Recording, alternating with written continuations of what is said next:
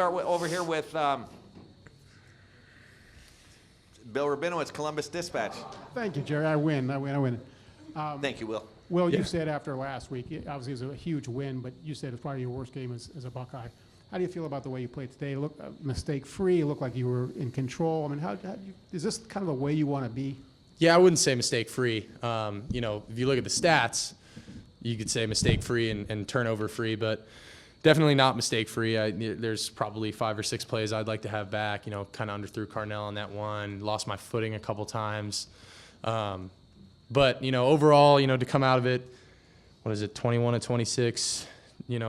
That's solid, and I'm proud of how I took care of the ball today, and that's a big emphasis for us. So coming off after last week, this is a solid performance, but not perfect by any means, and I still got a lot of stuff to clean up. So that's how I like to approach these things. I'm never satisfied.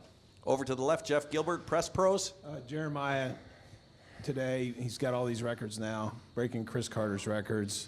Surprised at all that he could do this year from when you saw him at first? How do you feel for him? And obviously everybody knows he's got a huge. Yeah, I'm not surprised in the slightest, man. As a freshman, I think he's, if not the one of, I think he's the best receiver in the country. I think we have the 3 best receivers in the country on our team. I'm biased, but I'm lucky, man. To have guys like that, doing what they're doing. I knew Jeremiah was going to be special, from the first time I met him, and he's just continued to get better and better, and he's a great kid, and I'm really happy for him getting that record today. But nobody really was shocked. Everyone was kind of like, oh yeah, JJ's just kind of doing his thing again, and he's unbelievable. So I'm happy for him, and he's just going to continue to get better and better. Over to the right, Tim May, Letterman Row. Yeah, following up on that, Will, what sets him apart? Is it his reliability? Is it his accountability to be in the right place at the right time most of the time? You understand what I'm saying? Mm-hmm. He's a freshman out there playing like an upperclassman. I think it's the way he carries himself. He runs unbelievable routes. He's one of the fastest guys on our team. He's physical. But I think one of the biggest things about him is how he carries himself, and just I know Coach Kelly said it a couple weeks ago, but you couldn't tell he's an 18-year-old kid out there. He just looks like a vet. It looks like he's been doing it for a long time. And does he have freshman moments? Of course everybody does. But overall, if you look at he doesn't have missed assignments. He's always kind of where he needs to be. He knows what's going on, and for a freshman to step into an offense like this, of this caliber, and to not skip a step, and to know what he's doing all the time, that's special, and that's, I think, what really separates him from the rest of the pack. Over to the left, Cameron Teague Robinson, the Athletic. Will, I know against Penn State you had 12 carries. Today you had 9. I know 3 of those came in the red zone, but for you, in terms of running in the read game, is that a conscious effort from the coaching staff telling you to pull this more, or is that you just understanding and reading more than maybe you were earlier in the year? Yeah, I don't think it's really anything like I don't think coming into this game we were expecting me to run that much. It's kind of just built in, and it's hey, if the DN crashes, then I'm going to pull the ball. Obviously in the red zone, my feet, it becomes a little bit more importance. I'm going to get new cleats, by the way. So just so you guys know, I'm slipping way too much, and I look way too unathletic at times. I'm going to get new cleats next week, and yeah, we'll fix that. It won't be happening anymore. Over to the right, Dylan Davis, Delaware Gazette.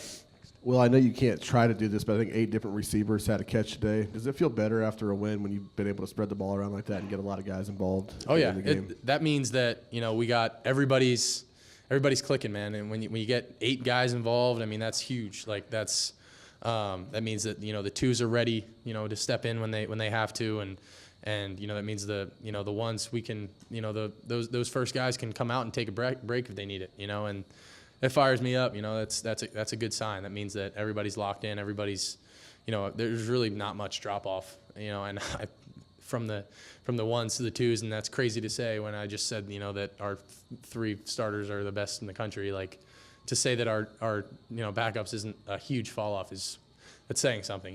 We got a lot of talent in that room, and the tight ends. I think the tight ends are doing some really good things too. So yeah, it's encouraging, and we want to be playing our best football in November. And I think today was a good step. Got to learn from some things and just keep it going. Over to the left, Doug Maurice, Kings of the North. Will, could you take us through the touchdown to G. Scott maybe a little bit? He said he got held up a little bit on the release. And was Jeremiah your first read there? And then what do you and the line have to do to let that play develop? Yeah, so it's really just a kind of a reverse throwback, and we have the running back gets out on a little wheel route, and that was kind of how we ran it this week. And then G's kind of bluffing, and he's working through the line, acting like he's blocking and getting out. And that's usually what pops open on that play. They ran with the running back. They saw that. And then, I just kind of had to be patient and wait. And I was kind of sitting there like, man, like this is taking a little while. But then all of a sudden he popped loose. He got held up by a couple different guys. But credit to the O-line for holding up. I mean, they know on that play that they have to hold up for a little longer. It could take the tight end a couple seconds to get out there. But he got out and he did a great job, selling that it was that he was blocking and he did the rest and got in. Over to the right, Brendan Gulick, Buckeyes Now on Sports Illustrated. Will, a couple of weeks ago, you were coming out of a bye. Nebraska was coming off a 50-point loss, and maybe there were some moments where the offense was a little flat. Obviously, an emotional win last week, but you're playing a team this week that hasn't had a great season. Ryan talks all the time about leaving no doubt. Can you speak to the urgency this week as you guys tried to prepare for a game and put a really good effort, forward, even though a team was 1-7 coming in? Yeah, that was something we stressed all week was, it's not about them. It's about us. And it doesn't matter who walks out there across from us. We have to be who we are. And we can't just say that we're the hardest playing team in the country and that we're going to leave no doubt and then do it sometimes. We have to do it all the time. And we did that at Penn State. I mean, I think we came out there with energy, intensity. It wasn't perfect. I didn't play my best game, but we scrapped it out and we got it done. But that was the thing that we came through this week saying, like, we need to have that edge every single week, and that has to be who we are and not just what we do from time to time.